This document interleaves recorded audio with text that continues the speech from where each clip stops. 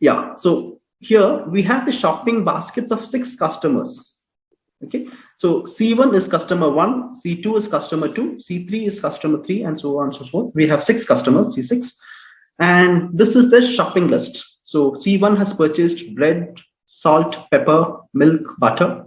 Uh, C2 has purchased oranges, lemon, milk, papaya, bread, and so on.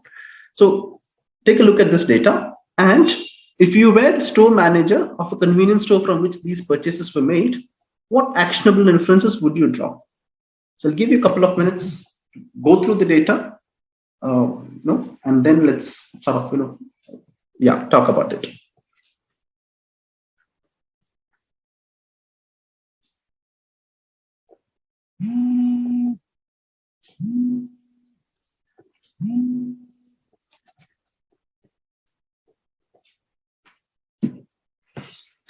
Now I'll make it a little easy for you. I've given a same data. I made it a little colorful.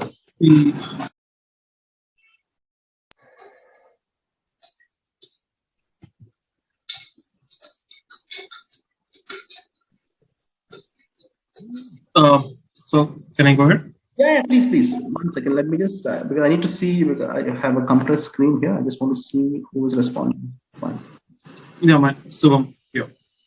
Yeah, sure. No, I'm just trying to, once again, give me a minute, please. Yeah, yes, please. Sure. Go ahead, please. Yeah. So few things that we can infer is like, what are the products that people usually buy together? Mm-hmm. So here, if you could see bread and butter, at least 4 people have bought it together. Mm-hmm. And even bread and milk is something which I can see here. Mm-hmm. And so it's typically like, what are the products which people usually add in the basket? It's kind of market basket analysis in a bit. So yeah, bread and butter is something which I could see, and milk. Okay, good. Okay, other inputs, please.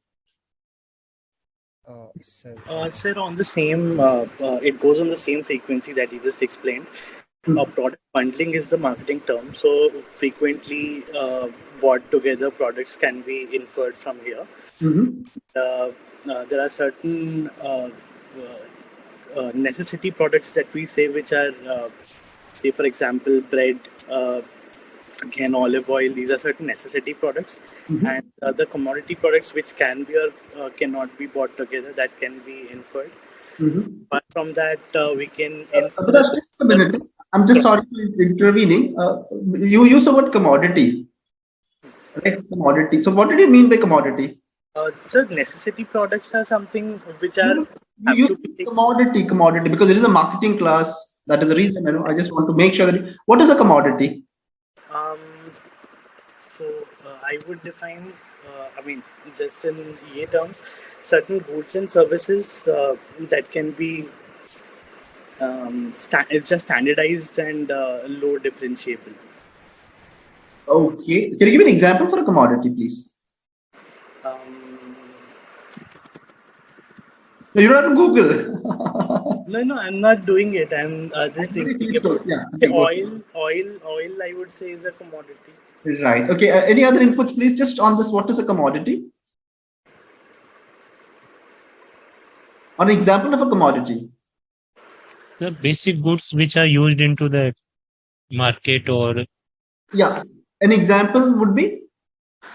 So just we can take example from this list also. Bread, salts. Okay, salt is a commodity. Yeah, it's a product. Goods. Goods comes under the commodity, not services.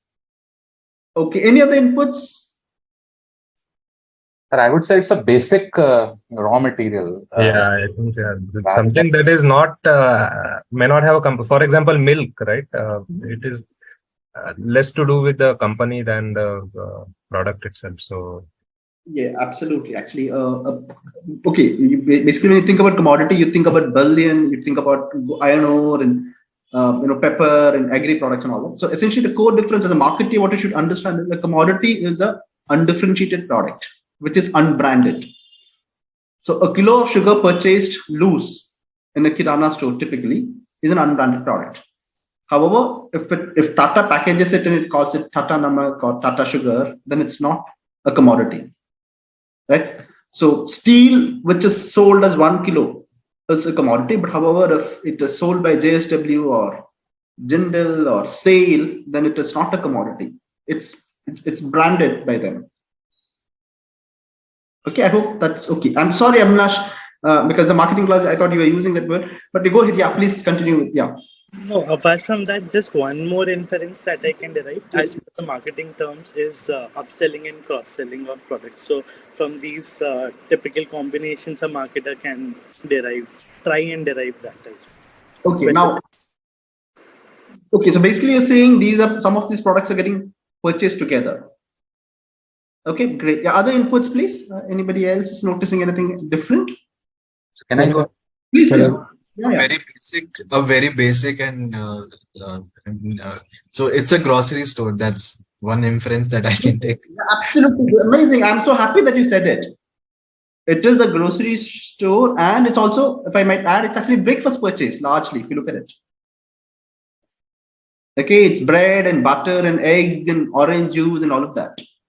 Perhaps not an Indian breakfast, but yeah, just look closely. It's what people would pick up for breakfast. Okay, now, what actionable inference would you make? That is what the question is asking you. What, let's say, if you see this, like say, for instance, you pick this, of course, it's a very small representative data, but let's say if you might have a larger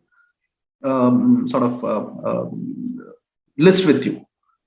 Now, this is what the question is asking. If you were the store manager of the convenience store from which these purchases were made, what actionable inference would you draw? Sir, I would approach it looking at the data sets in a way that bread and butter are most frequently are together at least half of the times. Great. And milk and bread is again together half of the time. If I try to, like what the technical word we use, the confidence, and that at least there is a support at 50%. You know the technical words, is it? Okay, what is confidence? Oh, great. Okay, you know these words. Great. Okay, what is confidence? So are you using the word loosely, or are you using specifically? Okay, yeah, go ahead from marketing perspective. So that at least that there is an association between the two products in this case, the bread and butter, the milk and the bread. Okay. So if there is association, how do you measure? Hi, sir. I would just like to add one thing. Yes, please, Ankit, go ahead. Yeah, I just like to add one thing that if it's a grocery store, I'll keep bread, butter, and milk at the end of my store. Okay, brilliant. That's amazing. I mean, that's good. Okay, yeah. And why would you do this? Because it will increase the chances that a person who is entering and these are some of the regular products that they are buying, they might buy something else also on the way to the product. Okay, great. Okay, very good explanation. Yes, I'll come back to Puneet. He said confidence in the product, and he said some things are getting consumed simultaneously.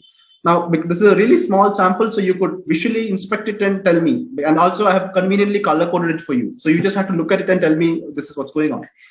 However, now because this is an analytics class, how would you do it? As in, let's say, for instance, this visual inspection is not always possible when you have 800 customers walking in and you have a long list and average 25 different products or whatever, 45 different products getting purchased, right? So that is where our analytics thing kicks in. So how are you going to determine this? What things are getting purchased simultaneously?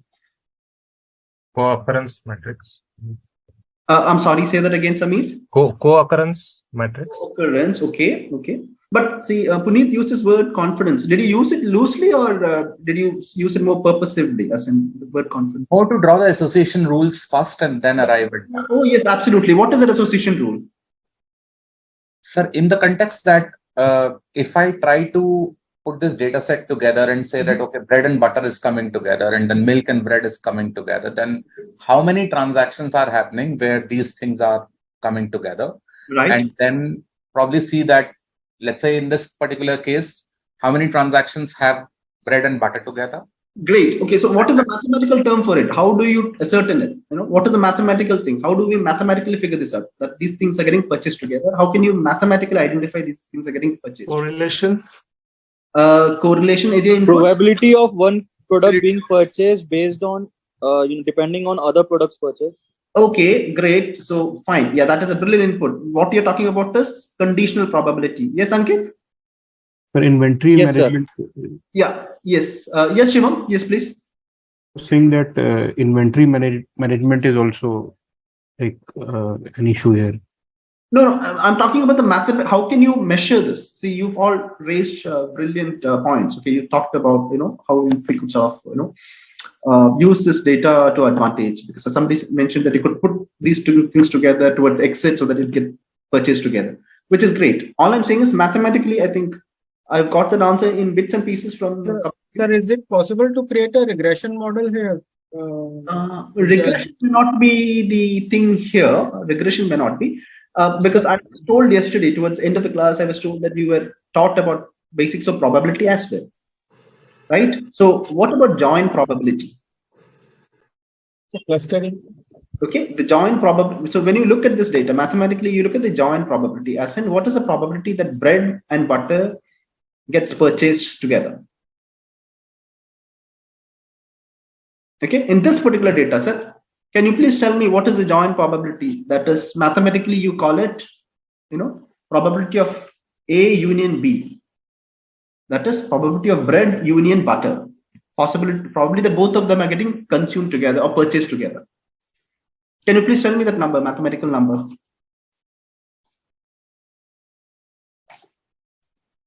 Bread and butter simultaneously.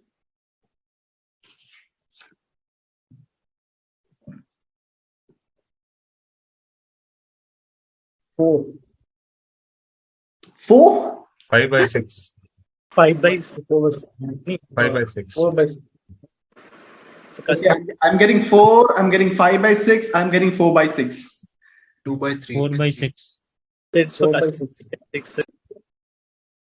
Okay. Right. Essentially, it is the number of times these two occur together. Okay. And 4 by 6 is the right answer, or reduce the fraction to 2 by 3. So bread and butter is getting purchased by customer 1, C1. Customer 2 is buying bread but not butter. So we omit C2. Customer 3 is not purchasing bread. He's only buying butter. So we omit C3 as well. Customers C4, 5, and 6. All of them purchase bread and butter. So we have a total of 4 customers, 4 consumers, C1, C4, C5, and C6 buying these things. Okay, so 4, and there are a total of 6 people who've walked into the store. So it's 4 on 6, or that is the join probability. Okay, so now somebody also talked about conditional probability. Okay.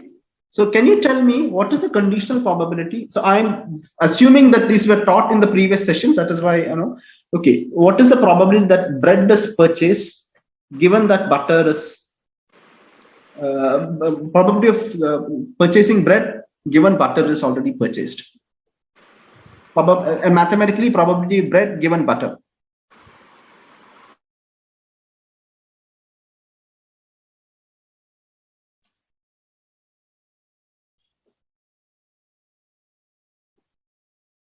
Four by 5.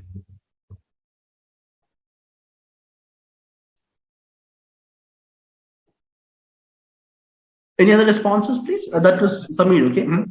4 by 5. 5 by 6. Okay, I'm getting 5 by 6. I'm getting 4 by 5. Okay, let me repeat the question. The question is probability bread given butter. Mathematical written is probability bread / butter. 4 by 5. Yeah. Yes, Kiran? 4 by 5. 4 by 5. Okay. So the right answer indeed is 4 by 5. So in this instance, what you do is you look at the number of times butter is purchased. Okay. So butter is purchased 5 times, except customer 2, everybody else has purchased butter. So 5 people have purchased butter. And then of these 5 people, how many purchased bread? That's what we're interested in. Okay. So C1, bread and butter. C2 has not purchased butter at all. So we just completely ignore C2. And C3 has purchased butter. However, he's not purchased bread. Okay. However, C4, C5, C6. So these remaining three have purchased both bread and butter. So now the required probability therefore is 4 on 5. Of the 5 people who bought butter, only 4 have purchased bread. So conditional probability of bread and butter is 4 on 5. Okay. So these two measures, which is first thing is the joint probability, and the second is conditional probability. These two measures are called measures of interestingness. Okay. The purchase of bread leads to purchase of butter, or purchase of butter leads to purchase of bread, or either way. And how do we measure this? By using two measures. One is called as support, and second is confidence. So that is the reason the moment he said, Samir, I don't know, Puneet talked about confidence, I asked, are you using the term loosely or are you using it more specifically? So we have two concepts, the concept of support and the concept of confidence. So what is the probability that both these things are going to be purchased together? That is bread and butter together, which is the joint probability of these two things occurring together or being purchased together, which is, in this case, 4 by 5 or 0.8. And confidence is what is the conditional probability that if bread is purchased, what is the likelihood that butter will also be purchased? Okay, this loosely, this is actually a very this is exactly a very small explanation of what market basket analysis is. In the United States, this was very successfully used. There's a very famous case wherein one of the supermarket stores used market basket analysis to predict a pregnancy of young women. They've looked at what things they buy from the supermarket: cleaning products, lotions, vitamin tablets, magnesium tablets, zinc tablets, and all of these kinds of things. And based on that, they've been able to sort of reasonably within a month or something, been able to predict when a girl is due or when a lady is due. They've used this information to send out coupons, other marketing materials, mailers, to induce them to buy more or buy related products. This was very successfully done. I think the supermarket chain is Target. So much so, it was so successful that I think they could actually almost double their revenue or something, till they actually hit a roadblock wherein the predictor was so good. Once they had an issue, I think at one point of time, a man came and shouted at the cashier because he said, I have a daughter in high school, and then you've sent me all this mailers, and are you encouraging my daughter to be pregnant or something to that effect too? They got into a bit of and the manager actually had no idea. He profusely apologized to the man, aggrieved man, and said, I'm sorry, this is centrally done. I haven't sent it from my local store, but I'm sorry that this has caused you discomfort or embarrassment or whatever.